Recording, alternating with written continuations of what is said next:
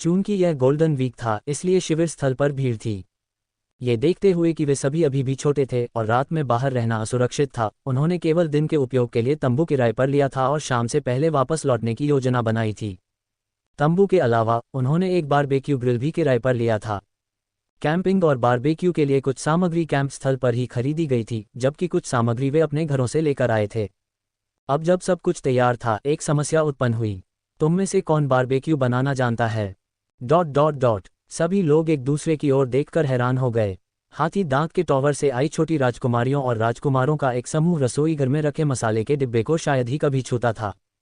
वे नमक और चीनी में भी अंतर नहीं कर पाते थे। स्वयं बारबेक्यू करने के कार्य का सामना करते हुए वे सभी घबरा गए। क्यों न हम मालिक से ग्रिलिंग में मदद मांगें? सबसे सीधा समाधान जो वे सोच सकते थे वह था बाहरी सहायता लेना। मैं ये करूंगा। अंततः शेंग चुई ही वह व्यक्ति था जिसने बोला, यही, क्या तुम जानते हो कैसे? शेन झाओ ने तुरंत उसकी ओर देखा, क्योंकि वह और यही दोनों ही शायद ही कभी रसोई में गए थे। स्रोत NOGO पर अपडेट किया गया। मैं कोशिश करूंगा। शेंग चुई ने अपना फ़ोन निकाला और सीखा कि कोयले की आग कैसे जलाई जाती है। यही, तुम अद्भुत हो। ये देखकर कि वह वास्तव में आग जलाने में कामयाब हो गया था, शेन झाओ ने उत्साह से उसका हाथ पकड़ लिया, एक छोटे बच्चे की तरह रोमांचित हो गया। शेंग चुई को प्रशंसा सुनकर थोड़ा असहज महसूस हुआ, और हालांकि उसके चेहरे पर कोई भावना नहीं दिखी, लेकिन उसके पीले कानों के सिरे थोड़े गुलाबी हो गए। क्या अब हम ग्रिलिंग शुरू कर सकते हैं? तेजी से जलते हुए कोयले को देखकर शेन झाओ अधीर हो गया। शेंग चुई ने कहा, थोड़ा और इंतजार करो, यह अभी तैयार नहीं है। क्यों? क्या कोयला पहले से ही नहीं जल रहा है? शेन झाओ ने लाल गर्म कोयले की ओर देखा। इतनी तेज आग में क्या यह आसानी से नहीं पक जाएगा? अभी भी आग खुली है, जिससे खाना आसानी से जल सकता है। इसे और कुछ समय चाहिए, शेंग चुई ने समझाया। ओह, शेन झाओ को समझ नहीं आया, लेकिन उसने यी की कही बात पर भरोसा करने का फैसला किया। दोनों ने थोड़ी देर और इंतजार किया और देखा कि कैसे कोयले का आकार धीरे धीरे कम हो रहा है और कोयले की सतह लाल हो रही है और उस पर सफ़ेद राख जैसा पदार्थ बन रहा है। फिर शेंग चुई ने कहा, ये लगभग अभी होना चाहिए। शेन झाओ कोशिश करने के लिए उत्सुक थी, लेकिन भोजन खराब होने से डरती थी, इसलिए उसे शेंग चुई के कदम उठाने का इंतजार करना पड़ा। ये शेंग चुई का भी पहला प्रयास था, लेकिन उन्होंने बुनियादी कदम और सावधानियों के बारे में ऑनलाइन जानकारी ली थी। वास्तव में यह इतना कठिन नहीं था। ताज़ा और आकर्षक सामग्री को तेल से चिकना करके ग्रिल पर रखा गया। शेंग चुई की हरकतें थोड़ी अनाड़ी लेकिन संयमित थीं। कोयले का तापमान बिल्कुल सही था और कुछ ही देर में मांस तड़कने लगा। धीरे धीरे हवा में एक सुगंध फैलने लगी। क्या ये हो गया? शेन झाओ उत्सुकता से देख रहे थे और इंतजार नहीं कर पा रहे थे। लगभग तैयार हो जाना चाहिए, कोशिश करना चाहोगे? शेंग चुई ने एक सीख जो तैयार लग रही थी, शेन झाओ को दे दी। शेन झाओ आगे बढ़े और सीधे एक निवाला खा लिया। स्वादिष्ट। ऐसा लग रहा था कि ही में कोई स्वाभाविक प्रतिभा थी। शेंग चुई ने सीधे झाओ द्वारा काटी गई सीख उठाई और खुद भी एक टुकड़ा काट लिया। मांस थोड़ा ज्यादा पका हुआ था, लेकिन फिर भी स्वादिष्ट था, बस थोड़ा सा जलने का एहसास था। फिर उसने ग्रिल से बचे हुए सीखों को नीचे उतारा, कुछ शेन झाओ को दिए और बाकी को एक साफ प्लेट पर रखते हुए कहा, इन्हें दूसरों के पास ले जाओ। ये देखकर कि उसने अपने लिए कुछ नहीं रखा है, शेन झाओ ने पूछा, क्या तुम खा नहीं रहे हो? ठीक है, मैं बाद में खा लूंगा, शेंग चुई ने जवाब दिया। ओह, शेन झाओ प्लेट को दूसरों के पास ले गया, लेकिन जल्द ही वापस आ गया और शेष सीखों को शेंग चुई की ओर बढ़ाते हुए बोला, आप ग्रिलिंग संभालिए, मैं आपको खिलाऊंगा। उन्होंने बारी बारी से एक एक निवाला खाया और जल्दी से मांस के बचे हुए टुकड़े भी खा लिए। शेंग चुई की गतिविधियों को देखकर शेन झाओ को लगा कि यह उसके लिए भी काफ़ी सरल है और वह इसे आजमाने की इच्छा को रोक नहीं सकी। ये वास्तव में इतना मुश्किल नहीं है, बस उन्हें पलटने पर ध्यान देना ताकि वे जल न जाएं, शेंग चुई ने उसे बगल से याद दिलाया। फिर भी शेन झाओ कुछ लोगों को घायल करने में कामयाब रहे। सौभाग्य से वे पर्याप्त भोजन लेकर आए थे, इसलिए भूखे रहने की कोई चिंता नहीं थी। शेन झाओ शांत होकर बैठ गए और संतुष्ट होकर शेंग चुई को ग्रिल करते हुए देखने लगे, कभी कभी उसे खाना भी खिलाते थे। शेंग चुई ने अनजाने में शेन झाओ की ओर देखा और उसके मुंह के आसपास कुछ चिकनाई देखी। शेंग चुई ने अपना एक हाथ मुक्त किया और पास से एक साफ नैपकिन उठाकर उसे दे दिया। शेन झाओ ने अपनी बड़ी बड़ी आंखें झपकाईं और इस इशारे पर हैरान दिखीं। शेंग चुई ने कहा, तुम्हारे मुंह के कोने पर कुछ चिकनाई लगी है। ओह, क्या आप इसे साफ करने में मेरी मदद कर सकते हैं? शेन झाओ हाथों में सामान लिए अपना चेहरा शेंग चुई के करीब ले गईं। शेंग चुई ने इस पर ज्यादा विचार नहीं किया और लापरवाही से उसका चेहरा साफ कर दिया। धन्यवाद। शेन झाओझाओ ने अपना सिर उठाया और मुस्कुराते हुए उससे पूछा कि क्या वह और खाना चाहता है। स्रोत अपडेटेड ऑन NO0 से ओमाइक्रॉन। कोई ज़रूरत नहीं, तुम खाओ, शेंग चुई ने कहा। ठीक है। शेन झाओझाओ ने अपना हाथ वापस खींच लिया और अपने हाथ में पकड़ी हुई सीख को कुतरना जारी रखा। दोनों बचपन से ही एक साथ पले बड़े थे और इस तरह की बातचीत के आदी हो गए थे तथा दोनों में से किसी को भी यह बात अजीब नहीं लगती थी। हालांकि उनके आसपास के लोगों की आंखें सदमे से खुली की खुली रह गईं। तुम सबको क्या हो गया है? शेन झाओझाओ ने देखा कि कुछ लोग उसे और शेंग चुई को कुछ ज्यादा ही घूर रहे थे, इसलिए उसने अपने हाथ में सीख की ओर देखा और कहा, क्या तुम लोग भी कुछ लेना चाहते हो? थोड़ी देर और रुको, ये जल्द ही तैयार हो जाएगा। जब उन्हें पहले ही कुत्ते का खाना खिला दिया गया था तो कौन खाना चाहता था? सांग यूयू ने उसे एक तरफ खींच लिया और दोनों लड़कियों ने फुसफुसाते हुए कहा, क्या तुम दोनों सचमुच साथ नहीं हो? एक साथ से आपका क्या मतलब है? शेन झाओझाओ को समझने में एक पल लगा। सांग यूयू, जैसे कि एक दूसरे को डेट करना? बिल्कुल नहीं, मैंने तुमसे कहा था ना, हमारे लिए कोई मौका नहीं है।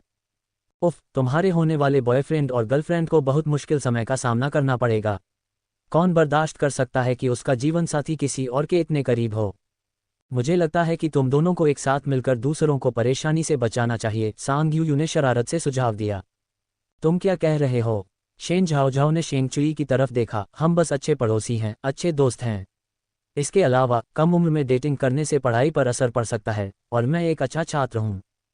सांग यूयू कहना चाहती थी कि पढ़ाई के प्रति इस रवैये के साथ क्या उसे किसी से प्रभावित होने की चिंता करने की भी जरूरत थी। कौन सा अच्छा छात्र कक्षा में सोता है?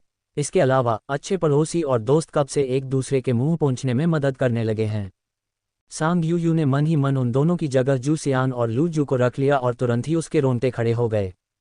छी, वास्तव में किसी को भी ऐसी बातें बिना सोचे समझे नहीं सोचनी चाहिए, क्योंकि काल्पनिक विचार उसके जीवन को छोटा कर सकते हैं। लू जू ने फिर वह स्थान लिया जिस पर पहले शेन झाओझाओ ने कब्जा किया था और शेंग चुई की ओर देखते हुए कहा, अरे चुई, क्या तुम्हें झाओझाओ पसंद है? नहीं, बकवास मत करो। शेंग चुई ने साफ इनकार कर दिया। सच में वो मुझे पसंद नहीं है। मुझे लगता है वो बहुत प्यारी है, लू शू ने जानबूझकर शेन झाओझाओ की तरफ देखते हुए कहा। उसे परेशान मत करो। शेंग चुई ने अचानक ऊपर देखा और उसे ठंडी नज़र से देखा। तुमने क्या कहा? लू शू ने भौहें चढ़ाईं। उसे समझ नहीं आ रहा था कि वह सचमुच समझ नहीं पाया या फिर ना समझने का नाटक कर रहा था। शेंग चुई ने थोड़ा भौहें चढ़ाईं और ठंडे स्वर में चेतावनी दी, वह भी जूनियर हाई स्कूल में है, उसकी पढ़ाई में खलल मत डालो।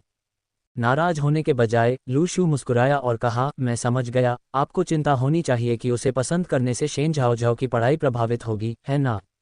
तुम बहुत ज्यादा सोच रहे हो, शेंग चुई ने कहा। जैसा कि हुआ, शेन झाओझाओ और सांग यूयू बातचीत का अंतिम भाग सुनने के लिए ठीक समय पर वापस आ गए। शेन झाओझाओ ने सांग यूयू की ओर मुड़कर कहा, देखो, मैंने तुमसे कहा था कि वह मुझे पसंद नहीं करता। शेंग चुई ने देखा कि उसके सामने शेन झाओझाओ एक पल के लिए ठिठक गए। उन्हें उम्मीद नहीं थी कि वे अचानक वापस आ जाएंगे। हालांकि वह जल्दी ही सामान्य हो गया। अपना सिर नीचे झुकाकर वह अपने हाथों में बारबेक्यू को उलट पलट कर रहा था। केवल उसके होठों का हल्का सा मुड़ना ही युवक के विचारों का संकेत दे रहा था। झाओझाओ, तुम क्या खाना चाहोगे?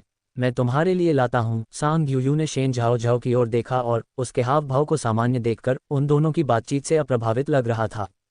अब उसे विश्वास हो गया था कि वे दोनों वास्तव में बचपन के प्रेमी थे। ...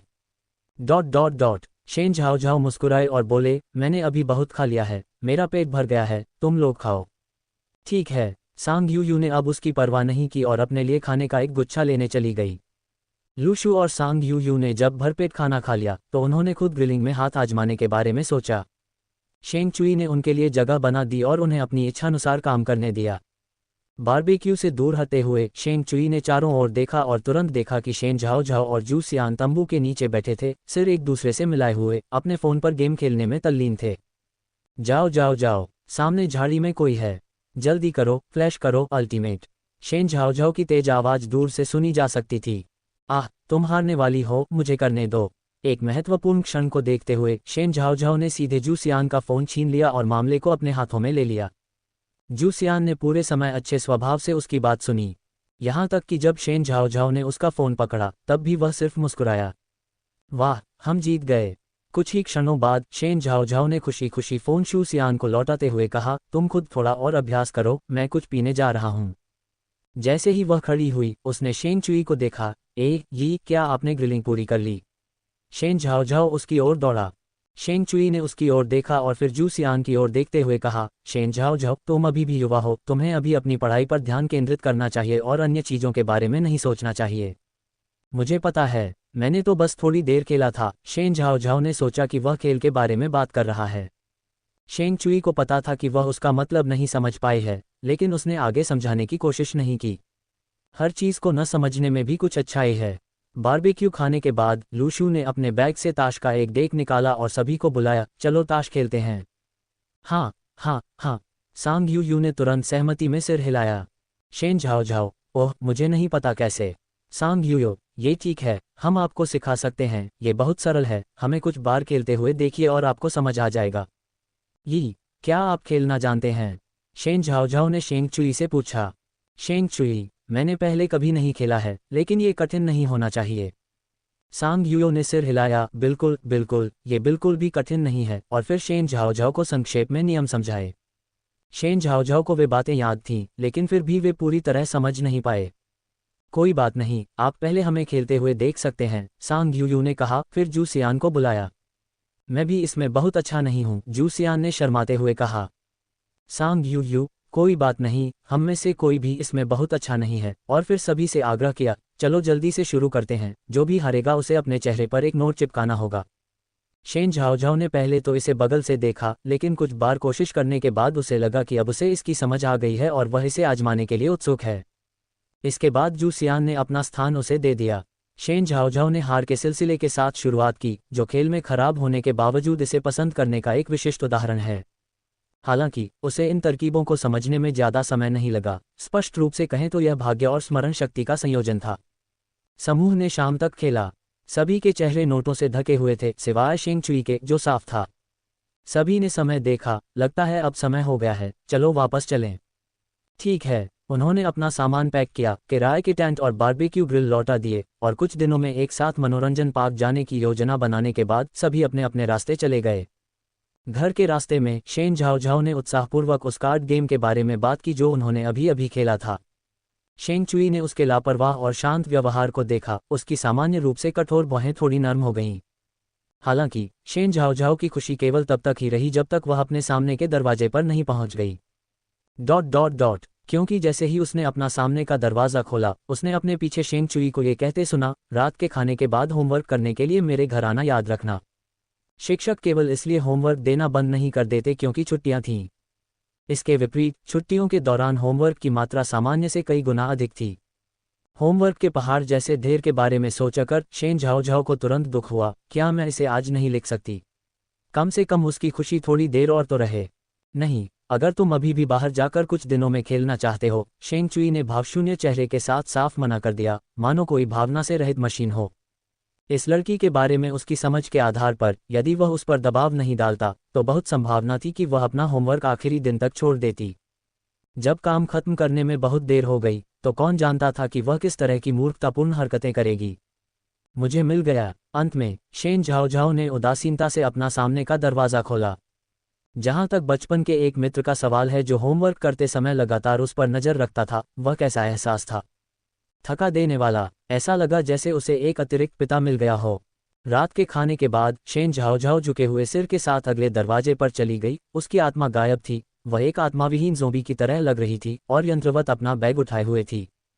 उसकी चप्पलें प्रवेश द्वार के कालीन पर रखी हुई थीं। श्री शेंग और चाची सुक्सिन शायद कुछ समय अकेले बिताने के लिए बाहर गए होंगे क्योंकि घर बहुत शांत था। अपने जूते बदलने के बाद शेन झाओ झाओ सीधे शेंग चुई के कमरे में चली गई। कमरे में रोशनी थी। शेंग चुई अपना होमवर्क करने लगा था। उसके पास 2 टेस्ट पेपर रखे थे जो उसने पहले ही पूरे कर लिए थे। शेन झाओ झाओ ने उनकी ओर देखा, जो संयोग से उनके वर्तमान होमवर्क का हिस्सा था। बहुत बढ़िया, उसे यह काम स्वयं नहीं करना पड़ेगा। शेन झाओ झाओ की आंखें चमक उठीं और अंततः वह थोड़ा सा खुश हो गई। कौन जानता था कि अगले ही पल वह शेंग चुई को उसके सामने ही टेस्ट पेपर अपने बैग में रखते हुए देखेगी। इन्हें रखने से पहले 1 मिनट रुकिए, मुझे थोड़ी सी कॉपी करने दीजिए। शेन झाओ झाओ को होश आया और वह जल्दी से बीच में बोलने के लिए आगे बढ़ी। इसे स्वयं करो। शेंग चुई ने बिना किसी दया के उसे ठंडेपन से अस्वीकार कर दिया। इतना सारा होमवर्क है, अगर मैं इसे अकेले करूं तो कितना समय लगेगा? चूंकि तुम पहले ही पूरा कर चुके हो तो मुझे थोड़ा सा कॉपी करने दो। चिंता मत करो, मैं इसे खुद जरूर कर सकता हूँ, शेन झाओ झाओ ने उससे विनती की।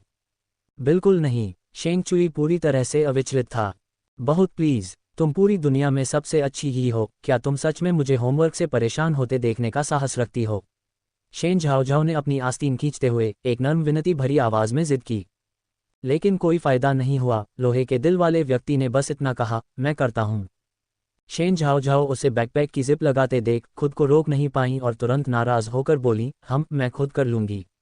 लेकिन अगले ही पल वह बैकपैक छीनने के लिए झपटी। शेंग चुई ने, मानो उसकी हरकतों का पूर्वानुमान लगा लिया था, अपना बैग उसके आगे अपने पैरों के पास रख दिया और उससे कहा, यहाँ आलस करने के बजाय तुम अपना काम जल्दी निपटा लो। ये देखते हुए कि वह वास्तव में परीक्षा के प्रश्नपत्र सौंपने का इरादा नहीं रखता था, शेन झाओ झाओ के पास अपना बैग खींचकर ले जाने के अलावा कोई विकल्प नहीं था। अपना होमवर्क निकालते हुए वह नाराज होकर उससे शिकायत करने लगी, यही, मैंने देखा है कि आजकल तुम कम प्यारे होते जा रहे हो। तुम पहले ऐसे नहीं थे। शेंग चुई ने उसकी ओर देखा, मैं पहले कैसी थी? मैं पहले कैसी थी? शेंग चुई ने उसकी ओर देखा और पूछा।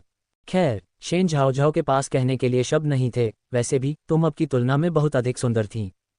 अब ऐसा नहीं है कि उस पर अधिकाधिक नियंत्रण हो रहा है। ठीक है, अपना होमवर्क करो। ये देखकर कि वह कोई जवाब नहीं दे पा रही है, शेंग चुई ने अपनी नज़रें फेर लीं और उससे सवाल करना जारी नहीं रखा। किन सुक्सिन ने विशेष रूप से एक डबल डेस्क खरीदा ताकि दोनों बच्चे एक साथ अपना होमवर्क कर सकें। ... दोनों में से किसी को भी एक एक साइड साझा करना मुश्किल नहीं लगा। शेन झाओ झाओ ने अपना होमवर्क फैलाया, लेकिन कुछ शब्द लिखने के बाद उसकी पलकें आपस में लड़ने लगीं। उसे बीमार महसूस हुआ। उसे एक ऐसी बीमारी थी जिसके कारण होमवर्क करते ही उसे नींद आ जाती थी। इसे आमतौर पर होमवर्क एलर्जी सिंड्रोम के नाम से जाना जाता है। शेन झाओ झाओ ने कुछ देर तक संघर्ष किया, फिर हार मान ली। जब शेंग चुई ने अपना होमवर्क पूरा किया और ऊपर देखा तो उसने देखा कि लड़की मेज पर बेहोश पड़ी है और उसकी लार मेज पर बह रही है। शेन झाओ झाओ, अगर तुम्हें नींद आ रही है तो वापस सो जाओ, शेंग चुई ने असहाय होकर कहा। ओह, शेन झाओ झाओ जाग गया और हड़बड़ाकर खड़ा हो गया। लेकिन घर वापस जाने के बजाय वह सीधे शेंग चुई के बिस्तर की ओर चली गई, जो उसके पीछे पड़ा था, और बोली, मैं नहीं जा सकती, मुझे बहुत नींद आ रही है, मैं चलना भी नहीं चाहती। मैं थोड़ी देर लेट जाऊंगी। घर जाओ और सो जाओ। शेंग चुई की बात पूरी होने से पहले ही उसने देखा कि शेन झाओ झाओ आंखें बंद किए बिस्तर पर गिर पड़ी। उसने कंबल में दुबककर एक आरामदायक स्थिति पाई और मॉर्फियस की बाहों में समा गई। शेन झाओ झाओ, अपने कमरे में जाकर सो जाओ, शेंग चुई ने भौहें चढ़ाते हुए उसे बुलाया। बस करो, शेन झाओ झाओ ने बुदबुदाते हुए पास पड़े कंबल को अपने सिर पर खींच लिया। शेंग चुई के पास उससे निपटने और उसे अकेला छोड़ने का कोई रास्ता नहीं था। वह डेस्क पर लौटने से पहले कुछ देर तक उसे देखता रहा। उसकी योजना उसे जगाने से पहले थोड़ी देर सोने देने की थी। लेकिन एक बार जब लड़की गहरी नींद में सो गई तो उसे कोई भी आवाज देने पर भी जगा नहीं सका। किन सुक्सिन 11:30 बजे पानी पीने के लिए उठी और उन्होंने देखा कि उनका अपना बच्चा कंबल लेकर कमरे से बाहर आ रहा है, जिससे उन्होंने पूछा, क्या हो रहा है?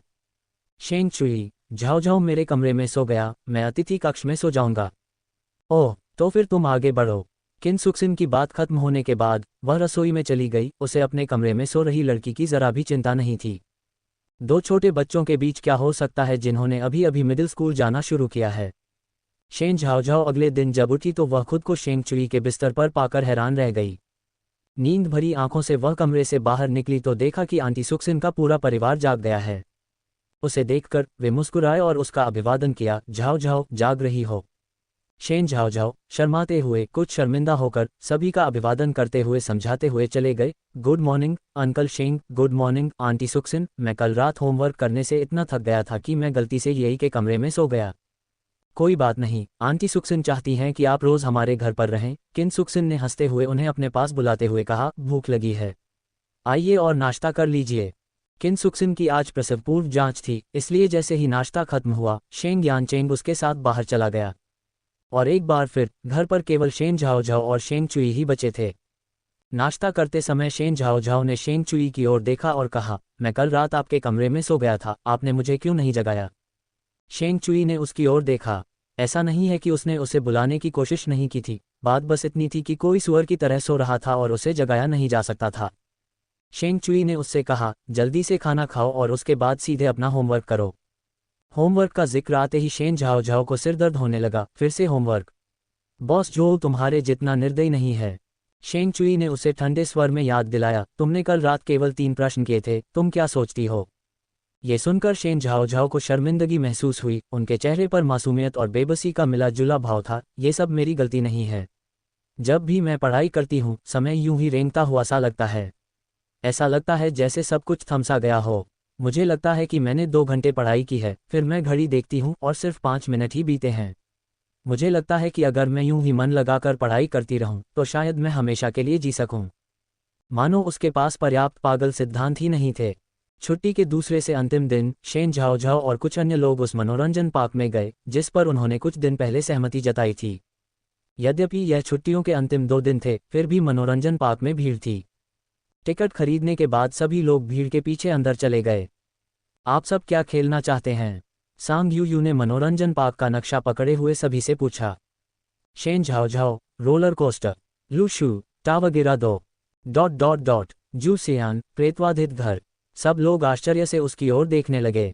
वह आमतौर पर इतना किताबी दिखता था कि किसी को भी उम्मीद नहीं थी कि वह इतना जंगली होगा।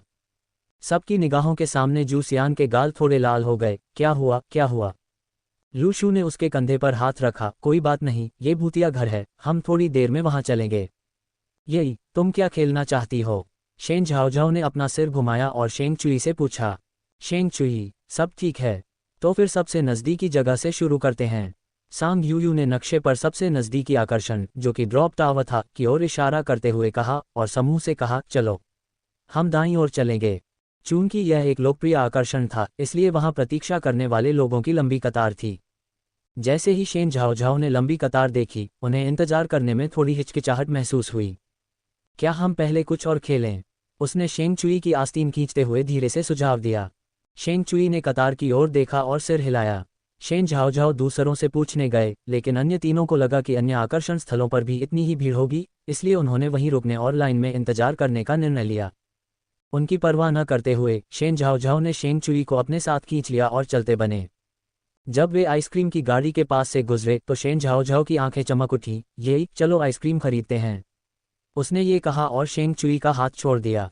हालांकि उसने अभी कुछ ही कदम उठाए थे कि शेंग चुई ने उसका कॉलर पकड़ लिया और उसे पीछे खींच लिया। आप इसे नहीं खा सकते। क्यों नहीं? आइसक्रीम की गाड़ी पर लाइन लंबी होती देख शेन झाओ झाओ चिंतित होने से खुद को नहीं रोक सका। शेंग चुई ने उसे याद दिलाया, क्या तुम अपने शरीर के बारे में भूल गई हो?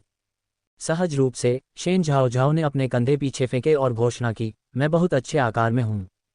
क्या ऐसा है? शेंग चुई ने उसे एक ठंडी नज़र से देखा और ठंडे स्वर में कहा, तो वह कौन था जिसे पेट में दर्द था और वह 3 दिनों तक घर पर पड़ा रहा? शेन झाओ झाओ चुप हो गए। छुट्टी के दूसरे दिन अपना होमवर्क करते समय शेन झाओ झाओ को अचानक पेट में दर्द महसूस हुआ। ये सोचकर कि उसने कुछ खराब खा लिया है, वह बाथरूम में गई तो देखा कि उसकी पैंट पर खून लगा हुआ था। एक पल के लिए स्तब्ध रह गई शेन झाओ झाओ को तब एहसास हुआ कि उसे पहली बार मासिक धर्म हुआ है। यह उसका पहला मासिक धर्म अनुभव था और शेन झाओ झाओ पूरी तरह से अनुभवहीन थी। न तो किनसुक्सिन और न ही शू रान घर पर थे। उसे कुछ समझ नहीं आ रहा था कि क्या करे। काफी देर तक अकेले शौचालय में रहने के बाद उसने अंततः शेंग चुई को अपनी स्थिति बताई। जब वह चिंतित होकर दरवाजा खटखटाने आया और उसने हकलाते हुए अपनी स्थिति बताई। ये सुनकर शेंग चुई का सुंदर चेहरा लाल हो गया, क्योंकि वह शेन झाओ झाओ से भी कम अनुभवी था। थोड़ी देर हिचकिचाने के बाद उसने बड़े मनोवैज्ञानिक दबाव के साथ किनसुक्सिन को फोन किया। अरे, हमारा झाओ झाओ बड़ा हो रहा है, किनसुक्सिन ने खुशी से कहा, क्योंकि उसका अभी अभी चेकअप हुआ था। उसने अपने बेटे को बताया कि वह आमतौर पर सैनिटरी पैड कहाँ रखती है और उसे शेन झाओ झाओ के लिए ब्राउन शुगर वाला पानी बनाने का भी निर्देश दिया। शेंग चुई किनसुक्सिन के बेडरूम में गए और निर्देशानुसार अलमारी में बीच वाली दराज खोली। अंदर सैनिटरी पैड से भरा एक दराज था। चूंकि किनसुक्सिन गर्भवती थी और उसे उनकी आवश्यकता नहीं थी, इसलिए उसने अपने बेटे से कहा कि वह उन सभी को एक बैग में पैक करे और झाओ झाओ के लिए वापस ले आए। बिना ध्यान से देखे शेंग चुई ने बस एक पैकेट उठाया और बाथरूम के दरवाजे के गैप से शेन झाओ झाओ को दे दिया। इस बात से चिंतित कि शेन झाओ झाओ को शायद ये पता नहीं होगा कि उनका उपयोग कैसे किया जाता है, किनसुक्सिन ने यह भी सुनिश्चित किया कि शेंग चुई उसे फ़ोन दे दे। उन्होंने फ़ोन पर सावधानीपूर्वक बताया कि इन वस्तुओं का उपयोग कैसे करना है और शेन झाओ झाओ को यह भी बताया कि पहली माहवारी के दौरान उन्हें किन बातों का ध्यान रखना चाहिए। लाल चेहरे के साथ शेन झाओ झाओ ने अनाड़ीपन से एक मास्क पहना, फिर घर वापस भाग गया। हालांकि वह आमतौर पर बेफिक्र रहती थी, लेकिन इस बार उसे बहुत शर्मिंदगी महसूस हुई। वह बहुत शर्मिंदा महसूस कर रही थी। छोटी लड़की को पहली बार अपने बचपन के दोस्त के सामने शर्म महसूस हुई। झाओ झाओ को पहली बार मासिक धर्म हुआ, उसके पेट में दर्द हुआ और वह हर काम में सुस्त महसूस करने लगी। वह बस बिस्तर पर चढ़ गई और लेट गई। थोड़ी देर बाद उसने देखा कि शयनकक्ष का दरवाज़ा खुला है और शेंग चुई अपने हाथ में एक कटोरा लेकर अंदर आया और झाओ झाओ से कहा, उठो और इसे पी लो। मैं पीना नहीं चाहता। झाओ झाओ दुखी महसूस करते हुए बिस्तर पर कराहते हुए लेटा रहा और हिलना नहीं चाहता था। ये ब्राउन शुगर वाला पानी है।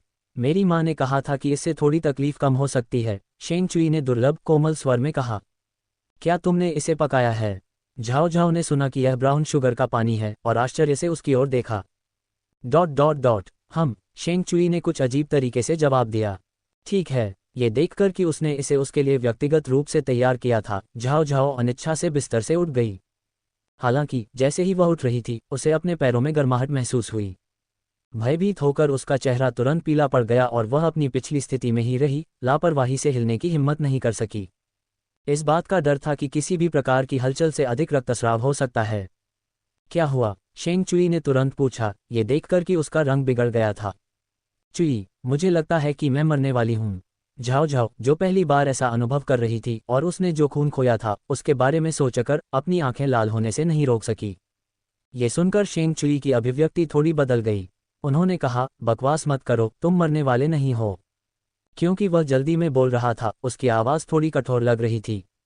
झाओ झाओ पहले से ही डरी हुई थी और उसकी आवाज़ सुनकर वह और भी दुखी हो गई। उसने मुंह बनाया और उसकी आंखें लाल हो गईं। मैं पहले से ही इतनी दयनीय स्थिति में हूं और आप अभी भी मुझे डांट रहे हैं। शेंग चुई ने उसे पहली बार इतना डरा हुआ देखा था। उसका पीला चेहरा और नम आंखें देखकर वह अपना दिल पिघलाए बिना नहीं रह सका और बोला, मैं तुम्हें डांट नहीं रहा हूं। तुमने अभी अभी किया। लड़की ने उस पर आरोप लगाते हुए घूरा। शेंग चुई ने अपने होंठ भींचे, मुझे माफ़ कर दो, यह मेरी गलती है। ये समझते हुए कि उस समय बहस करना व्यर्थ था, उसने तुरंत माफ़ी मांगी। ठीक है, चूंकि तुमने स्वयं ही माफ़ी मांगी है इसलिए मैं बड़ी व्यक्ति बनूंगी और तुम्हें माफ़ कर दूंगी, लड़की ने संतुष्टि में अनिच्छा से कहा। अस्वस्थ महसूस करने का फ़ायदा उठाकर वह बहुत नाटकीय हो रही थी। शेंग चुई अब और बात नहीं करना चाहता था। उसने सीधे ब्राउन शुगर का पानी झाओ झाओ के होठों के पास लाया और कहा, अगर तुम हिलना नहीं चाहते तो मत हिलो, मैं तुम्हें खिलाऊंगा। झाओ झाओ ने उसकी तरफ देखा, फिर उसके हाथ में रखे ब्राउन शुगर वाले पानी की तरफ। ये सोचकर कि उसने ब्राउन शुगर वाला पानी बनाया था और उसे पिलाने की पेशकश भी कर रहा था, उसने अनिच्छा से अपना मुंह उसके और करीब कर लिया। उसने उसकी मदद से ब्राउन शुगर वाले पानी का पूरा कटोरा पी लिया। तुम्हें कैसा लग रहा है? क्या कुछ बेहतर है? शेंग चुई ने पूछा। झाओ झाओ ने ध्यान से इसे महसूस किया और महसूस किया कि ब्राउन शुगर का पानी पीने के बाद उसके पेट के निचले हिस्से में गर्मी महसूस हुई और दर्द कम हो गया।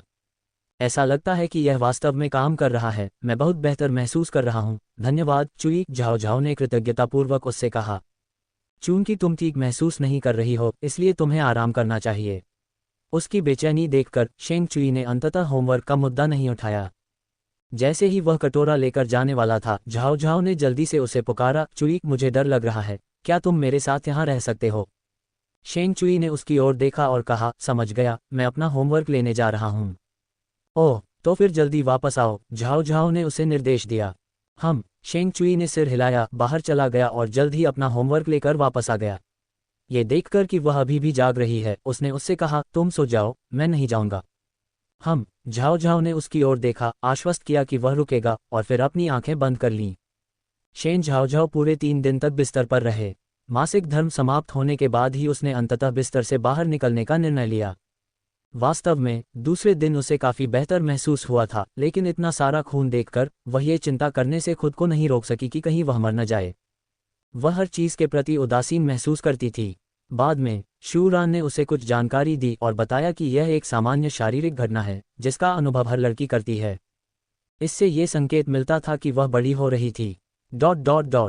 धीरे धीरे वह इसे स्वीकार करने लगी। अब जब शेंग चुई ने इसे फिर से उठाया तो शेन झाओ झाओ शर्माने से खुद को नहीं रोक सका। इस डर से कि वह जारी रखेगा, शेन झाओ झाओ ने जल्दी से कहा, मैं अब और नहीं खाऊंगा, चलो कुछ और करते हैं। इतना कहने के बाद वह उसे जल्दी से खींचकर ले गई। जैसा कि सांग यू और अन्य लोगों ने अनुमान लगाया था, हर लोकप्रिय आकर्षण के लिए लंबी कतारें लगी हुई थीं। अंततः वे दोनों उस भूतिया घर के सामने पहुंचे। पहले के आकर्षणों की तुलना में यहाँ सबसे कम लोग थे। शेन झाओ झाओ ने सीधे शेंग चुई को लाइन में खींच लिया। लगभग आधे घंटे बाद उनकी बारी आई। प्रवेश करने से पहले शेन झाओझाओ ने शेंग चुई का हाथ दबाया और कहा, ये डरो मत, मैं तुम्हारी रक्षा करूंगा। शेंग चुई ने उसकी ओर देखा और सिर हिलाया। हम दोनों पहली बार किसी भूतिया घर में दाखिल हुए थे। हालांकि बाहर बहुत गर्मी थी, लेकिन अंदर जाते ही तापमान कई डिग्री गिर गया। शेन झाओझाओ ने अनजाने में अपनी बाहें रगड़ लीं। ठंडा? शेंग चुई ने उससे पूछा। ये ठीक है। शेन झाओझाओ ने अपना सिर हिलाया और अंदर देखा। भूतिया घर के अंदर की रोशनी मंद थी और प्रवेश द्वार पर ही उन्हें एक सफ़ेद कंकाल दिखाई दिया। शेन झाओझाओ ने पहले तो ज्यादा ध्यान नहीं दिया, लेकिन जैसे ही वे कंकाल के पास से गुजरे, उसका हाथ अचानक हिल गया और उसने स्वागत है भी कहा, जिससे शेन झाओझाओ बुरी तरह डर गए। यह नकली है। शेंग चुई की आवाज़ उसके कानों में गूंजी। मुझे पता है, चलो जल्दी करते हैं। शेन झाओझाओ ने खुद को शांत करते हुए कहा, फिर शेंग चुई के हाथ पर अपनी पकड़ मजबूत कर ली और अपनी गति बढ़ा दी। जैसे ही वे भूतिया घर के संकरे गलियारे में चल रहे थे, ऊपर की बत्तियां टिमटिमाने लगीं। अचानक उन्हें पीछे से ठंडी हवा का झोंका महसूस हुआ, जिससे ठंडक फैल गई। शेन झाओझाओ कांप उठे बिना नहीं रह सके। तभी पास में लगे एक सफ़ेद पर्दे के पीछे से एक सिर झांका, जिसके लंबे बाल थे। उसका चेहरा मौत की तरह पीला था और आंखों के कोनों से खून टपक रहा था। वह धीरे धीरे हंसी के साथ अपना मुंह खोल रहा था। शेन झाओझाओ को लगा कि उसके सिर में झुनझुनी हो रही है, उसके पैर कमजोर हो गए हैं और उसका दिल तेजी से धड़क रहा है, मानो वह उसके गले से बाहर निकल जाएगा। हालांकि वह जानती थी कि ये सभी नकली थे, केवल जीवित कलाकार थे जो एनपीसी होने का नाटक कर रहे थे। फिर भी शेन झाओझाओ उनके नाटकीय रूप से भयभीत थे। तभी एक हाथ ने उसकी आंखों को ढक दिया और कहा, अगर तुम डरी हुई हो तो अपनी आंखें बंद कर लो, मत देखो, मैं तुम्हें ले चलूंगा। किसने कहा कि मैं डरी हुई हूँ? कैसे डर सकती हूँ? शेन झाओझाओ की जुबान लड़खड़ा गई, फिर भी उसने सख्ती से बात करने की कोशिश की। शेंग चुई ने कहा, ठीक है, तुम डरी नहीं तो हम जाएंगे या नहीं? चलो, बिल्कुल चलते हैं। मैं तो बस चलते चलते थक गई थी, बस थोड़ा आराम कर रही थी। क्या उसे यह मान लेना चाहिए कि वह एक एनपीसी से बुरी तरह डर गई थी? क्या शेन झाओझाओ को कोई गर्व नहीं है? तो फिर चलें। शेंग चुई ने उसकी बात मान ली और उसे डांटा नहीं। ठीक है। शेन झाओझाओ ने अपना हाथ उसकी आंखों से हटा लिया, पूरी कोशिश की कि वह बगल में न देखे और कोनों में मौजूद भूतों पर ध्यान न दे। वह धीरे से बुदबुदाई, नकली, पूरी तरह नकली, पूरी तरह नकली। इसके बाद शेन झाओझाओ घबराई हुई सी चल रही थी। उसे डर था कि कहीं उसके आसपास कुछ न निकल आए। उन्हें कई और जीवित कलाकार मिले जो एनपीसी होने का नाटक कर रहे थे, लेकिन पहली मुठभेड़ के अनुभव के कारण वह पहले जितनी डरी हुई नहीं थी। वे बाहर निकले, पूरे रास्ते तनाव में थे और शेन झाओझाओ ने आखिरकार राहत की सांस ली। उसके कदम हल्के हो गए और उसने शेंग चुई से कहा, देखो, मैंने तुमसे कहा था कि मैं तुम्हारी रक्षा करूंगी। शेंग चुई ने जवाब दिया, जब तक आप खुश हैं। शेंग चुई ने उसकी ओर देखा, अंदर से उलझन महसूस कर रहा था, लेकिन उसके चेहरे पर कोई भाव नहीं था। वह नहीं जानता था कि वह बिना शर्माए या सांस फूले इतनी बेशर्मी से कैसे झूठ बोल सकती है। शेन झाओझाओ ने चारों ओर देखा और अचानक एक दिशा में इशारा किया, ये चलो हिंडोला की सवारी करते हैं। शेंग चुई, बचकाना, ये कैसा बचकानापन है? देखो छोटे बच्चे कितने खुश हैं। शेन झाओझाओ ने उसे घसीटते हुए लाइन में खड़ा करते हुए कहा। हिंडोला के लिए कतार प्रबंधनीय थी और जल्द ही उनकी बारी आ गई। ... घोड़े पर बैठी शेन झाओझाओ ने शेंग चुई की ओर अपना फोन बढ़ाया और तरह तरह के चेहरे बनाते हुए उसे चिढ़ाते हुए कहा, येई, जरा मुस्कुराओ, हमेशा इतना कठोर चेहरा मत रखो। चलो, बोलो, बैंगन। शेंग चुई ने यंत्रवत अपने मुंह के कोनों को खींचते हुए कहा। शेन झाओझाओ ने तुरंत कहा, नहीं, आपकी मुस्कान बहुत कठोर है, चलो फिर से कोशिश करते हैं। शेंग चुई ने कुछ भावनाएं व्यक्त करने की कोशिश की और अंततः एक धीमी मुस्कान देने में कामयाब रही। मौके का फायदा उठाते हुए शेन झाओझाओ ने शटर बटन दबाया और कैमरे में तस्वीर देखकर संतुष्ट भाव से बोली, लो, इस बार तो ये ज्यादा स्वाभाविक है। तुम्हें ज्यादा बार मुस्कुराना चाहिए, मुस्कुराते हुए तुम ज्यादा अच्छी लगती हो। शेंग चुई का सुंदर चेहरा थोड़ा लाल हो गया, उसकी अभिव्यक्ति कुछ अजीब थी। मुझे इसके बजाय तस्वीरें लेनी चाहिए। हाँ, कृपया। शेन झाओझाओ ने उसे फोन सौंप दिया, फिर कैमरे के सामने विभिन्न पोज दिए। शेंग चुई को भी सेल्फी में खींच लिया। स्रोत 0 न्यू G0 से ओमाइक्रॉन पर अपडेट किया गया। हिंडोला के बाद वे बम्पर कारों, घूमती पानी की बंदूकों और ट्रैक ट्रेन पर गए। उन लोकप्रिय आकर्षणों की तुलना में जहां आपको घंटों इंतजार करना पड़ता था, इन सवारियों में छोटी कतारें थीं, बस कुछ से लेकर शायद 15 मिनट तक। दोनों ने परिवारों के लिए उपयुक्त हर सवारी का प्रयास किया और जैसे ही वे हिंडोला पर एक और चक्कर लगाने वाले थे, उन्होंने सांगयुयू और अन्य लोगों को देखा। हालांकि तीनों बहुत खुश नहीं दिख रहे थे। क्या बात है? फ्री फॉल टावर का मजा नहीं आया। शेन झाओझाओ शेंग चुई का हाथ पकड़कर खींचते हुए दौड़े। इसका जिक्र भी मत करो। सांग यूयू ने उदासीनता से अपना सिर झुका लिया। पूरे 3 घंटे और हमने सिर्फ एक ही राइड खेली। उसे लगा कि आज बाहर आना एक बहुत बड़ी गलती थी। तो आप लोग कैसे हैं? हम शेन झाओझाओ ने शेंग चुई की ओर देखा, अपनी ठुड्डी को गर्व से उठाते हुए। हमने लगभग 7 या 8 सवारी खेली। ये कैसे संभव है? सांग यूयू की आंखें चौड़ी हो गईं। यहाँ प्रत्येक लोकप्रिय आकर्षण के लिए कम से कम 2 घंटे प्रतीक्षा करनी पड़ती है, तो फिर उन्होंने 3 घंटे में 7 या 8 स्थानों का प्रबंधन कैसे किया? तुम लोगों ने चुपके से वीआईपी टिकट तो नहीं खरीदे? बिल्कुल नहीं, हमारे पास उस तरह का पैसा नहीं है, शेन झाओझाओ ने जवाब दिया। तो फिर तुमने ये कैसे किया? शेन झाओझाओ ने उनके पीछे बने फैमिली फन जोन की ओर इशारा करते हुए कहा, वहाँ राइड्स में ज़्यादा भीड़ नहीं होती। बस कुछ मिनट इंतज़ार करना होता है और वे काफ़ी मज़ेदार होती हैं। सांग यूयू ने देखा कि वहाँ अधिकतर वयस्क और 1.2 मीटर से कम ऊंचाई वाले बच्चे कतार में खड़े थे। खैर, वे जानते थे कि कैसे मजा किया जाता है। तो आप आगे क्या करने की योजना बना रहे हैं? शेन झाओझाओ ने पूछा। रहने भी दो। हाल ही में कतार में खड़े होने के अनुभव के बारे में सोचकर ही सांग यूयू की हर चीज़ में रुचि खत्म हो गई। मैं अब और कतार में नहीं लगना चाहती। हम खाने के लिए कोई जगह ढूंढने की योजना बना रहे हैं, उसने फैसला किया, और फिर कभी घूमने के लिए छुट्टियों का दिन नहीं चुना। आप वास्तव में किसी भी चीज़ का आनंद नहीं ले सकते, आप बस लाइनों में खड़े खड़े थक जाते हैं। ये तो बस आत्मपीड़ावादी था। ये सुनकर शेन झाओझाओ ने कहा, वाह, हमें भी भूख लगी है। चलो साथ चलते हैं। मस्ती जारी रखने के लिए पूरी तरह से उत्साहित। सुंदर क्षेत्र के अंदर खाने की जगह थी, लेकिन वहाँ की कीमतें बाहर की तुलना में दोगुनी थीं। थोड़ी देर इधर उधर घूमने के बाद सांग यूयू ने निर्णायक रूप से अपना फ़ोन निकाला। वह बेवकूफ़ नहीं बनना चाहती थी, इसलिए उसने सीधे अपने लिए कुछ बाहर से मंगा लिया। ये देखकर अन्य लोगों ने भी सोचा कि यह एक अच्छा विचार है और उन्होंने भी ऐसा ही किया, इसलिए समूह के सभी लोग प्रवेश द्वार पर बैठकर अपने भोजन की प्रतीक्षा करने लगे। खाने के बाद सभी को लगा कि ऐसे ही चले जाना बहुत नुकसानदेह होगा, खासकर तब जब उन्होंने टिकट के लिए भुगतान कर दिया था। भले ही वे लागत की भरपाई न कर सकें, फिर भी उन्होंने सोचा कि वे कुछ और यात्राओं का आनंद ले सकते हैं। सौभाग्य से दोपहर में वहां कम लोग थे, इसलिए वे घर जाने से पहले रोलर कोस्टर और समुद्री डाकू जहाज के लिए कतार में खड़े होने में कामयाब रहे। यह मज़ेदार था, लेकिन वास्तव में थका देने वाला था। ये क्या तुम्हें आज मज़ा आया? शेन झाओझाओ ने वापस जाते समय शेंग चुई से पूछा। शेंग चुई, ये ठीक था। तो फिर अगली बार हम फिर साथ घूमने चलें। शेन झाओझाओ की आंखें मानो सितारों से भरी हुई चमक रही थीं और उसका चेहरा उत्साह से भर गया था। यद्यपि प्रतीक्षा का समय थोड़ा लंबा था, फिर भी उसने बहुत अच्छा समय बिताया। जरूर। 1 सप्ताह की छुट्टी पलक झपकते ही गायब हो गई। 2 दिन खेलने और 3 दिन आराम करने के बाद शेन झाओझाओ को छुट्टी के आखिरी दिन अपना होमवर्क पूरा करने के लिए देर तक जागना पड़ा। अगले दिन जैसे ही वह कक्षा में गई, उसने देखा कि सांग यूयू अपनी घड़ी पर टैप कर रहा है और शेन झाओझाओ को एक कुत्ते की तस्वीर दिखा रहा है। झाओझाओ, देखो, क्या ये प्यारा नहीं है? वाह, ये कितना प्यारा है। फोटो में कुत्ते के लंबे बाल थे और उसके सिर के ऊपर एक छोटी सी चोटी थी। वह गुड़िया की तरह प्यारा लग रहा था, पहली नज़र में ही दिल पिघला देने वाला। यह माल्टीज़ है। मैंने सुना है इसे माल्टीज़ एंजल भी कहते हैं, सांग यूयू ने उत्साह से बताया।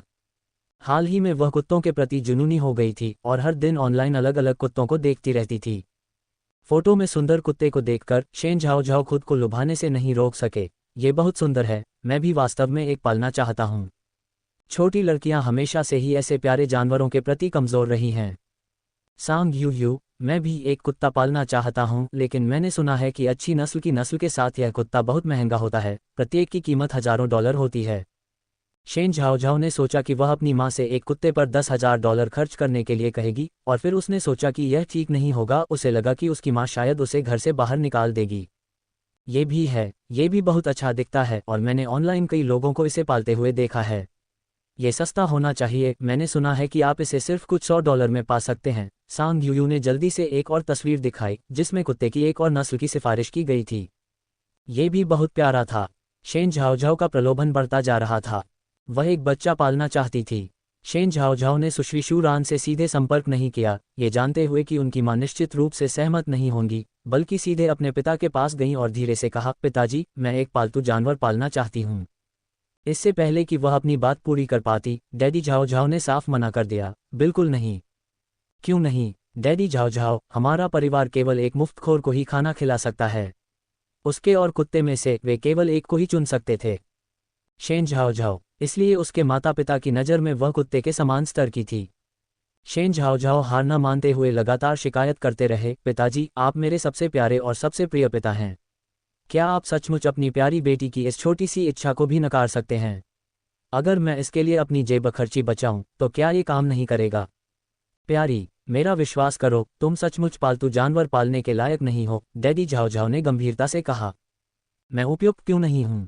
शेन झाओ ने विरोध किया। डैडी झाओ ने अपनी बेटी की ओर देखा और कहा, तुम अपना कमरा भी साफ नहीं रख सकती। शेन झाओ को शायद ही कभी कुछ चाहिए होता था, लेकिन भले ही उसके पिता उसे चिढ़ाते थे, फिर भी वह उसे चाहती थी। पापा, बस एक बार मुझ पर भरोसा रखिए, मैं इसका पूरा ध्यान रखूंगा। और इसे खरीदने के बाद इसे नहलाने और मल साफ करने की जिम्मेदारी भी मेरी ही होगी। मैं आपको या मम्मी को बिल्कुल परेशान नहीं करूंगा। बिल्कुल नहीं। डैडी झाओ अपने फैसले पर अडिग रहे।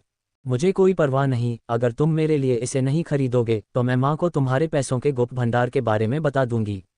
ये देखकर कि भावनाओं से खेलना काम नहीं कर रहा है, शेन झाओ ने अपना सबसे बड़ा हथियार इस्तेमाल किया। पिता पुत्री की दोस्ती की छोटी नाव एक पल में पलट गई। मेरी बेटी, क्या तुम सचमुच एक कुत्ते के लिए हमारे पिता पुत्री के रिश्ते को तोड़ने को तैयार हो? डैडी झाओ ने बेहद दुखी और निराश भाव व्यक्त किया। शेन झाओ, मुझे परवाह नहीं है, अपने छोटे खजाने को रखने और एक कुत्ता खरीदने के बीच आप केवल एक ही विकल्प चुन सकते हैं। उसने ये रणनीति दूसरे पक्ष से सीखी थी। इसे ही वे किसी को उसकी ही दवा चखाना कहते थे। अपनी निजी संपत्ति की रक्षा के लिए डैडी झाओ केवल एक समझौते का रास्ता ही चुन सकते थे। ठीक है, अगर तुम इसे रखना चाहते हो तो रखो, लेकिन मैं सिर्फ कुत्ते का खर्चा ही उठाऊंगा, तुम्हें उसके रखरखाव का खर्च खुद ही उठाना होगा। इसके अलावा तुम्हें अपनी माँ से बात करनी होगी और उन्हें यह नहीं पता चलना चाहिए कि कुत्ता मेरे पैसों से खरीदा गया है। ठीक है, शेन झाओ तुरंत सहमत हो गया। शनिवार की सुबह सुबह पिता और बेटी पालतू पशुओं के बाजार गए। बॉस, इस कुत्ते की कीमत कितनी है? शेन झाओ की नज़र 100 अन्य कुत्तों के बीच एक महीने के पोमेरेनियन पर थी। 3800। पिता और पुत्री ने एक दूसरे को देखा। डैडी झाओ, बेटी, हम कुत्ता पालना क्यों नहीं भूल जाते? मुझे लगता है कि वहाँ वाला कछुआ भी बहुत अच्छा है, कम खाता है, ज्यादा जीता है, और अगर आप उसे कुछ दिन खाना नहीं खिलाएंगे तो उसके भूखे मरने की चिंता नहीं करनी पड़ेगी। 3800 रुपये मूल्य का कुत्ता यदि घर लाकर यह दावा किया जाए कि उसे सड़क से उठाया गया है, तो कोई भी इस पर विश्वास नहीं करेगा। लड़की की मुखबिरी के बिना ही उसका छोटा सा खजाना पूरी तरह से उजागर हो जाएगा। शेन झाओ को भी उम्मीद नहीं थी कि यह इतना महंगा होगा। उसने सोचा कि उसके पिता के लिए थोड़ा पैसा बचाना आसान नहीं होगा। 3800 बचाने में उन्हें काफी समय लगा होगा। अंततः न तो पिता और न ही बेटी खरीदारी करने में सक्षम थे। पालतू जानवरों के बाजार से लौटने के बाद शेन झाओ अगले दरवाजे पर चले गए। जैसे ही वह अंदर गई, उसने देखा कि शेंग चुई एक छोटे से पिल्ले को अपनी बाहों में लिए हुए थी। मनुष्य और कुत्ता दोनों एक दूसरे को आंखों में आंखें डालकर देख रहे थे। पिल्ला कुछ महीने का लग रहा था। उसके बर्फ जैसे सफ़ेद बाल, नुकीले कान, छोटी प्यारी नाक और गीली काली मोती जैसी आंखें थीं। ये बिल्कुल वैसा ही लग रहा था जैसा उसने पालतू जानवरों के बाजार में देखा था। अरे ये पिल्ला कहाँ से आया? शेन झाओ तुरंत दौड़कर आया और पूछा। शेंग चुई, मुझे यह मिल गया। यह पाया? क्या वह निश्चित था? $3800 का कुत्ता, क्या कोई सचमुच ऐसे ही उठा सकता है? शेन झाओ, तुम्हें ये कहाँ मिला? मैं भी इसे ढूंढना चाहता हूँ। शेंग चुई के चेहरे पर बेचैनी के भाव उभर आए। उसने सहजता का नाटक करते हुए कहा, तुम इसे रखना चाहते हो? बिल्कुल सही समय है, मेरी माँ गर्भवती हैं और घर पर कुत्ता रखना उचित नहीं है, इसलिए मैं इसे तुम्हें देखभाल के लिए दे दूंगा। क्या ऐसा सौभाग्य हो सकता है? क्या आप गंभीर हैं? मम्मा, शेंग चुई ने सिर हिलाया। ये तो बहुत बढ़िया है। किसे परवाह है कि उसने इसे कहाँ पाया, यह अब उसका था। शेंग चुई के हाथों से छोटे पिल्ले को लेते हुए शेन झाओ ने उत्साह से कहा, यही, चलो इसे एक नाम देते हैं, क्या हम? जरूर। शेन झाओ, चूंकि आप ही हैं जिन्होंने इस कुत्ते को पाया है, तो क्या हम इसका नाम ही रखें? शेंग चुई, मुझे संदेह है कि आप मुझे कोस रहे हैं। बिल्कुल नहीं, उसने मना कर दिया। शेन झाओ, तुम्हें ये पसंद नहीं आया? फिर चुचू कैसा रहेगा? चुचू। शेंग चुई का चेहरा और भी अधिक काला पड़ गया। ये भी अच्छा नहीं है। शेन झाओ ने सोचा, पर उसे इससे बेहतर नाम नहीं सूझा, तो फिर इसे एरमाओ क्यों न कहें? इसका फर न तो लंबा है न ही छोटा, इसलिए एरमाओ ही सही रहेगा। शेंग चुई की अभिव्यक्ति अवर्णनीय थी। उन्हें उम्मीद नहीं थी कि आनुवंशिकी की शक्ति इतनी मजबूत होगी। शेन झाओ, क्या ये भी अच्छा नाम नहीं है? शेंग चुई, जो भी आप चाहें, बशर्ते उसका नाम उससे मिलता जुलता न हो। क्योंकि परिवार में एक कुत्ता भी शामिल हो गया था, इसलिए शेन झाओ झाओ को अपना होमवर्क करने में और भी कम रुचि थी। स्कूल के बाद वह सबसे पहले हर दिन कुत्ते के साथ खेलती थी। शेन झाओ झाओ, अगर तुमने अपना होमवर्क गंभीरता से लेना शुरू नहीं किया तो मैं कुत्ते को वापस ले जाऊंगा, शेंग चुई हर बार उसे इरमाओ से धमकी देता था। शेन झाओ झाओ के कानों में बार बार यह सुनकर लगभग पपड़ी पड़ गई थी। मुझे पता है, मैं लिखूंगी, मैं अभी लिखूंगी। यही, तुम मेरे पापा जैसी होती जा रही हो, छोटी बच्ची ने गंभीरता से आह भरी। पलक झपकते ही नए सेमेस्टर का पहला भाग बीत गया और दोनों ने अपनी नई शीतकालीन छुट्टियों की जिंदगी शुरू कर दी। इस वर्ष दोनों परिवार नए साल के लिए ग्रामीण इलाकों में वापस जाने की तैयारी कर रहे थे। शेन और शेंग परिवार एक ही कस्बे में रहते थे, एक दूसरे से ज्यादा दूर नहीं।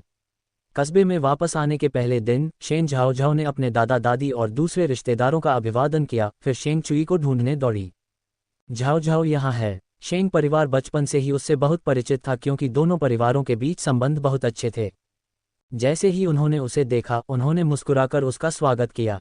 नमस्ते बूढ़ी मैडम शेंग। नमस्ते दादाजी शेंग, दादी शेंग। शेन झाओ झाओ ने भी शेंग परिवार के बुजुर्गों का विनम्रता से अभिवादन किया। हमारी परपोती बहू आ रही है, इधर आइए। बूढ़ी मैडम शेंग ने आपके लिए एक बड़ा लाल लिफाफा तैयार किया है और आपके लिए बहुत सारी स्वादिष्ट चीजें छोड़ी हैं। बूढ़ी मैडम शेंग, जो पहले से ही 80 के दशक में थी, हमेशा अपनी परपोती बहू को बुलाती थी जब वह शेन झाओ झाओ को देखती थी। धन्यवाद बूढ़ी मैडम शेंग। शेन झाओ झाओ, जो हमेशा मीठी बातें करती थी, हर बार जब वह आती थी तो बूढ़ी महिला को बहुत खुश कर देती थी। जब वह वहां से निकली तो उसकी जेबें भर चुकी थीं। तुम दोनों बाहर जाकर खेलो।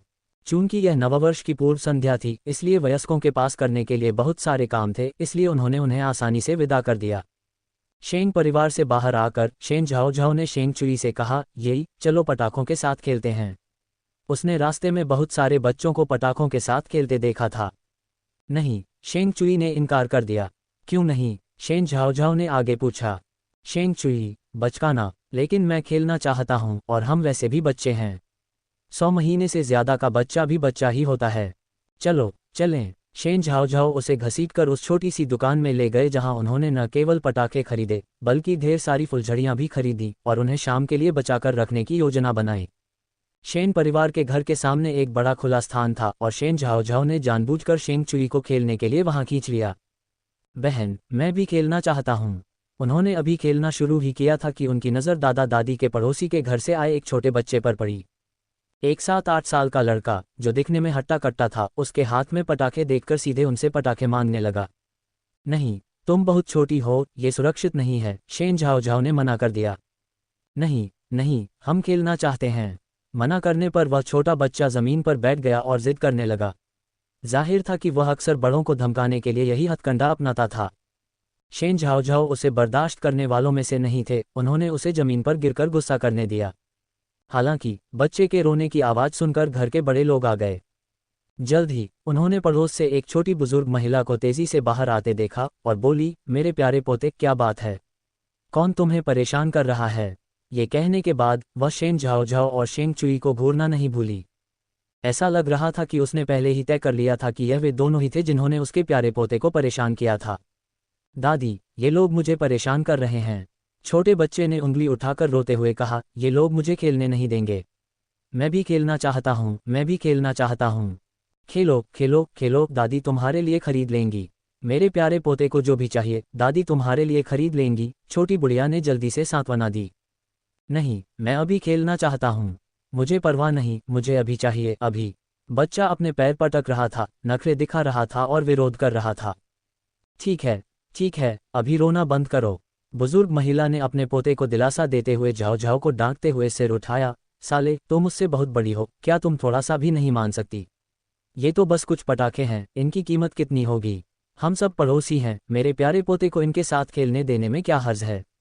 लोग हमेशा कहते हैं कि शहर के लोग कंजूस होते हैं, और ये बिल्कुल सही कहते हैं।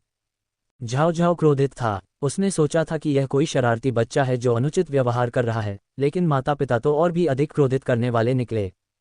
स्वयं अनुचित व्यवहार करते हुए भी उन्होंने उसे नैतिक रूप से ब्लैकमेल करने का प्रयास किया। झाओ झाओ, बिल्कुल, मैं कंजूस हूँ, मैं उसे नहीं दूंगी।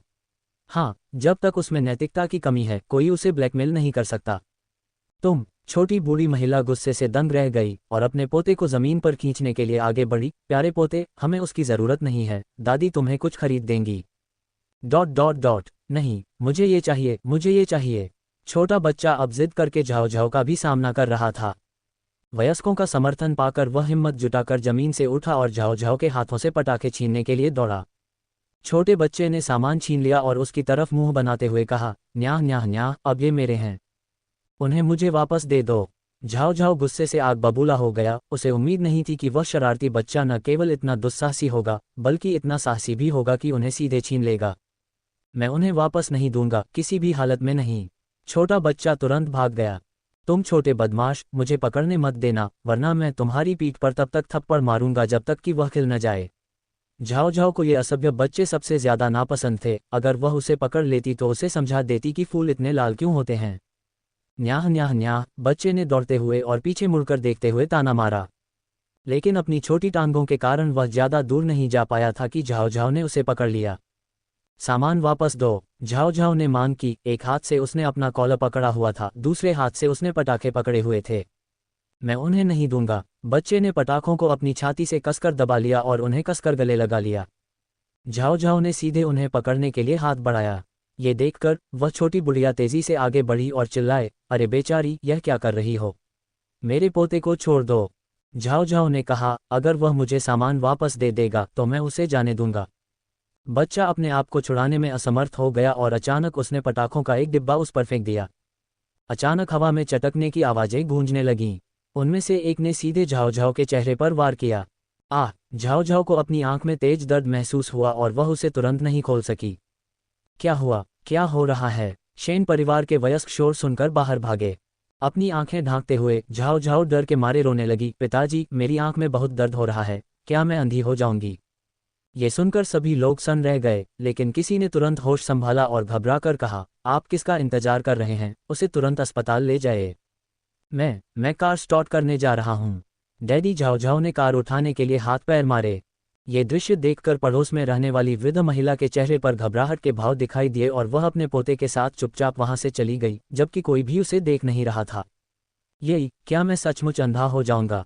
कार में झाओ झाओ ने घबराहट में शेंग चुई की आस्तीन पकड़ ली। तुम नहीं करोगी, शेंग चुई ने उसे अपने होठों से दिलासा दिया। वह खुद भी बहुत घबराया हुआ था। लेकिन क्या होगा अगर मैं सचमुच अंधी हो जाऊं? झाओ झाओ इसके बारे में सोच भी नहीं सकती थी। भविष्य में अंधी होने के विचार से वह बेकाबू होकर रोने लगी। शेंग चुई, भले ही तुम अंधे हो जाओ, मैं तब भी तुम्हारे साथ रहूंगी।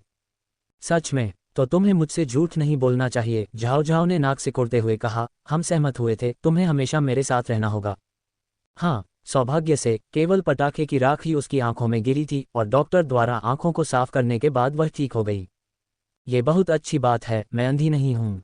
जब वह अस्पताल से बाहर आई तो शेन झाओ झाओ फिर से जीवंत हो गई थी। चलो, हम उस बदमाश से हिसाब बराबर करने घर जा रहे हैं। हालांकि जब वे घर पहुंचे तो उन्होंने पाया कि पड़ोसी का दरवाजा कसकर बंद था। उन्हें स्पष्ट रूप से डर था कि शेन परिवार दस्तक देगा।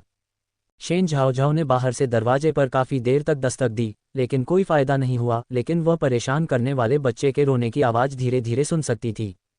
ऐसा लगता है कि यह वर्ष पड़ोसियों के लिए भी अच्छा नहीं होगा। ... चंद्र नव वर्ष के पहले दिन शेन झाओ झाओ को सुबह सुबह झाओ झाओ की मां ने बिस्तर से खींच लिया, क्योंकि वह चाहती थी कि वह जाकर दादा दादी और पड़ोसियों को नव वर्ष की शुभकामनाएं दें। नए कपड़े पहनने और अपने दादा दादी का अभिवादन करने के बाद शेन झाओ झाओ सीधे शेंग परिवार के घर चली गई। जैसे ही वह शेंग परिवार के दरवाजे पर पहुंची, उसने शेंग चुई को बाहर आते देखा। शेंग चुई ने काले पतलून और सफेद जूते के साथ एक चमकदार लाल स्वेटर पहना हुआ था, जो उत्सवपूर्ण और आकर्षक लग रहा था।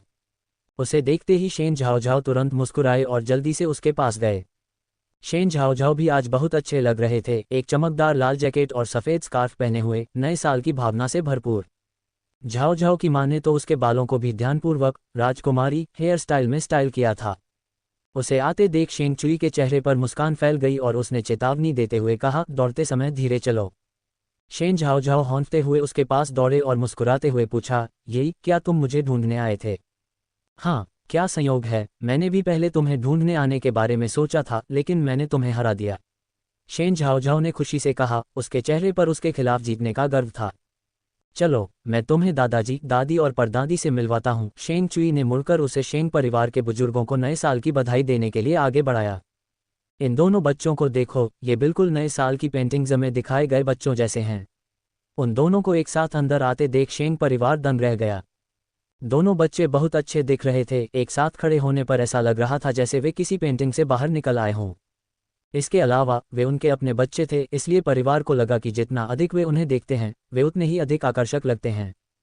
शेन झाओझाओ ने घुटने टेके और तीनों बुजुर्गों के सामने आज्ञाकारी ढंग से झुककर कई शुभ वाक्यांश कहे, जिससे बुजुर्ग लोग इतने खुश हो गए कि वे मुस्कुराना बंद नहीं कर सके। उन्हें समझ नहीं आ रहा था कि खुशी के मारे वे क्या करें। फिर उसने शेंग परिवार के बाकी सदस्यों को भी एक एक करके बधाई दी और अंत में उसने लाल लिफाफों का ढेर इकट्ठा कर लिया। अपने लाल लिफाफे को पकड़े हुए शेन झाओझाओ की मुस्कान इतनी चौड़ी थी कि वह लगभग आसमान तक पहुंच गई। शेंग चुई ने उसे देखा और पूछा, तुम बहुत खुश हो? शेन झाओझाओ ने मुस्कुराते हुए चोंच मारते हुए मुर्गी की तरह अपना सिर हिलाया, बेशक मैं लाल लिफाफों से खुश हूं। लो, इसे ले लो। शेंग चुई ने फिर अपना लाल लिफाफा, जो उसे अभी अभी मिला था, उसकी ओर बढ़ाया। आप मुझे अपना लाल लिफाफा देना चाहते हैं? शेन झाओझाओ आश्चर्यचकित रह गया। आश्चर्य बहुत अचानक था। शेंग चुई ने जवाब दिया, हाँ, मैं भी तुम्हें अपना लाल लिफाफा दे रहा हूँ। उम्मीद करता हूँ कि तुम्हारी खुशी थोड़ी देर और बनी रहे। यही, तुम बहुत दयालु हो। शेन झाओझाओ मुस्कुराए बिना नहीं रह सके, लेकिन मैं इसे स्वीकार नहीं कर सकता। लाल लिफाफा किसी बुजुर्ग का आशीर्वाद है, तुम्हें इसे अपने पास रखना चाहिए। हालांकि मुझे लाल लिफाफा पाकर बहुत खुशी होगी, लेकिन मैं चाहता हूं कि यही स्वस्थ रहे और लंबी उम्र जिए। ये सुनकर शेंग चुई ने लाल लिफाफा वापस ले लिया और कहा, ठीक है, मैं इसे अभी रखूंगी, लेकिन अगर आपको कुछ चाहिए तो मुझे बताएं और मैं आपके लिए खरीद लूंगी। ठीक है, शेन झाओझाओ ने इस बार मना नहीं किया। दोनों बच्चों को इतनी अच्छी तरह से साथ साथ रहते हुए देखकर वयस्कों के चेहरे पर मुस्कुराहट आ गई। नए साल के बाद किनसुक्सिन का पेट गुब्बारे की तरह फूल गया। हर दिन कुत्ते को टहलाने के अलावा शेन झाओझाओ ने एक नया शौक अपनाया, किनसुक्सिन के पेट में पल रहे छोटे बच्चे से बात करना। उसका तर्क सरल था, एक बार जब बच्चा उसकी आवाज का आदी हो जाता है तो वह जन्म के बाद उसके करीब रहता है। पेट में पल रहे दूसरे खजाने से बातें करने के अलावा वह एरमाओ को यह निर्देश देना भी नहीं भूली, एरमाओ, जब आंटी सुक्सिन का बच्चा पैदा होगा तो तुम्हें बड़ा भाई बनना होगा। तुम एक अच्छे व्यवहार वाले और समझदार छोटे कुत्ते हो, इसलिए तुम्हें अपने छोटे भाई या बहन की देखभाल करना सीखना होगा। परिणामस्वरूप जब भी एरमाओ छोटा भाई या छोटी बहन सुनता तो उसके कान खड़े हो जाते। अप्रैल में किनसुक्सिन को आखिरकार प्रसव पीड़ा हुई। चूंकि यह उसका दूसरा बच्चा था, इसलिए प्रसव असाधारण रूप से तेज हुआ। अस्पताल ले जाने से लेकर बच्चे के जन्म तक सिर्फ 1 घंटे का समय लगा।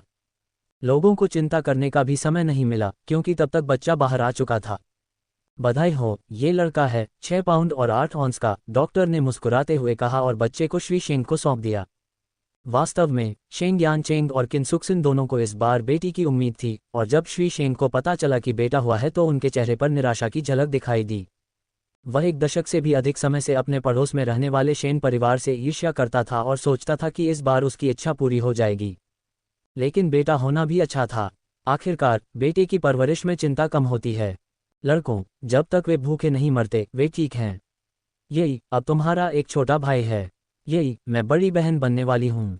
शेन झाओझाओ शायद सबसे ज्यादा खुश थी। दोनों परिवारों में इकलौती संतान होने के कारण वह लंबे समय से उन लोगों से ईर्ष्या करती थी जिनके भाई बहन थे। यद्यपि जन्म देने वाली चाची सुक्सिन ही थी, लेकिन बच्चा भी उनका छोटा भाई ही था। शेंग चुई काफी उदासीन लग रही थी। वह उतनी उत्साहित नहीं थी जितने उसके माता पिता तब थे जब वे पहली बार एरमाओ को घर लाए थे। अचानक कुछ याद आते ही शेन झाओझाओ ने कहा, ठीक है, यही, क्या तुम लोगों ने दूसरे खजाने का नाम सोच लिया है? क्यों न हम सब मिलकर उसका नाम रखने में मदद करें? एरमाओ का नाम सोचते ही शेंग चुई के चेहरे के भाव अचानक समझ से परे हो गए। इस लड़की के प्रति उसके माता पिता के स्नेह के कारण वे उसे नामकरण जैसे महत्वपूर्ण कार्य की जिम्मेदारी सौंप सकते हैं। आखिरकार भाई बहन होने के नाते शेंग चुई कुछ पल के लिए चुप रहे और फिर बोले, मुझे लगता है कि मेरे माता पिता ने पहले ही नाम चुन लिया है।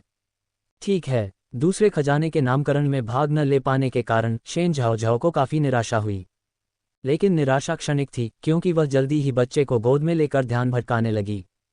शेंग चुई की ओर हाथ हिलाते हुए उसने कहा, यही, आओ और देखो, दूसरा खजाना अब उसकी आंखें खोल सकता है। नवजात शिशु ने शेन झाओझाओ की आवाज सुनी और वास्तव में उसकी ओर देखा। शेन झाओ झाओ तुरंत उत्साहित हो गए। शेंग चुई का हाथ खींचते हुए बोले, ये देखो, वह मुझे बात करते हुए सुन रहा है। क्या वह मेरी आवाज़ पहचानता है? कौन जानता था कि उसके बोलने से पहले ही अगले ही पल लंगोट में लिपटे बच्चे ने अपनी भौहें सिकोड़ लीं और अपनी नज़रें दूसरी ओर घुमा लीं। शेन झाओ झाओ के चेहरे की मुस्कान गायब हो गई। क्या उसने मुझे देखकर मुंह बनाया था? आखिरकार वे महीनों से पेट के जरिए एक दूसरे से जुड़े हुए थे। वह छोटा सा लड़का वास्तव में उसे कोई सम्मान नहीं दे रहा था। तुम क्या बकवास कर रही हो? जैसे ही उसने अपनी बात पूरी की, पास खड़ी झाओ झाओ की माँ ने उसे थप्पड़ मार दिया। नवजात शिशु अभी स्पष्ट रूप से नहीं देख सकते। शेन झाओ झाओ ने बच्चे के कोमल गाल को धीरे से सहलाया और कहा, अगर तुम्हें साफ दिखाई नहीं दे रहा तो कोई बात नहीं, बस मेरी आवाज़ याद रखनी है। मैं तुम्हारी प्यारी बहन झाओ झाओ हूँ, जिसे सब प्यार करते हैं। शेंग चुई, क्या यह मुमकिन है कि उसे लगता हो कि तुम रोज़ उसके कान के पास बात करते हुए बहुत शोर मचा रही थी? हो सकता है कि तुम्हारी आवाज़ सुनकर वह अपना मुंह बनाने से खुद को न रोक पाया हो। शेन झाओ झाओ, तुम निर्दयी प्राणी हो।